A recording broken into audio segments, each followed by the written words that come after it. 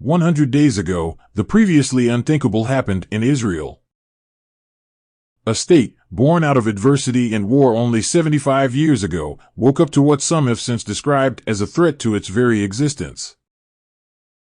On Saturday night, in Tel Aviv, the events of October 7th were commemorated by thousands of people. Uppermost on the minds of everyone were the around 130 hostages abducted by Hamas and still being held in Gaza, although some of them may not still be alive. Just after dawn 100 days ago, thousands of heavily armed Hamas fighters stormed through and over the Gaza border fence in several different places.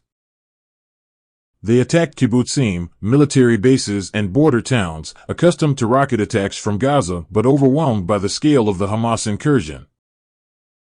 At least 1,200 people were killed along the length of the border as Israeli defenses were caught completely by surprise. Images of hundreds of young music lovers fleeing for their lives at the Nova Festival shook Israel to its core. More than 360 people were killed at the festival site and dozens more abducted to Gaza. Among those at the huge commemorative event in Tel Aviv were families of the disappeared, carrying posters and wearing T-shirts featuring the faces of their loved ones. I spoke to Yossi Schneider, a cousin of Shiri Bibas, who was kidnapped along with her 2 young children and husband. There are 130 people, mainly civilians, being held without medicines, and the Red Cross is not even being allowed to visit them, says Yossi, angered that the wider family has received little information on their physical or mental welfare.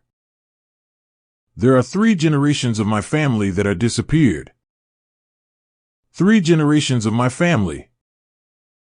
And the world is keeping silent and asking us to stay calm. I cannot take it anymore, he adds, tired but clearly frustrated.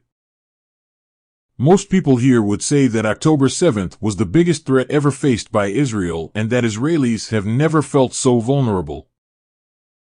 While the safe return of the hostages is their absolute priority, many also agree with their government's war aims in Gaza, and few voices are calling for tolerance and coexistence. As Israel's shaken defense establishment eventually responded to what was happening in the south as Saturday, October 7th drew to a close. The Israeli military embarked on an unprecedented bombing campaign in Gaza, its stated goal, the complete destruction of Hamas and its support structure. Much of the territory, from Gaza City in the north to Khan Yunis in the south, has since been destroyed. Israel says Hamas has been severely weakened and, according to the Israeli military, rendered almost inoperable as an organized force in northern Gaza. But the number of civilians killed in the Israeli bombardment has been huge. More than 23,000 have been killed, according to the Hamas-run health ministry, many of them women and children. Thousands more are believed to be dead under rubble. Palestinian officials say that 85% of Gaza's population has been displaced. While more aid is now getting into Gaza, the UN's humanitarian chief has described the situation as intolerable.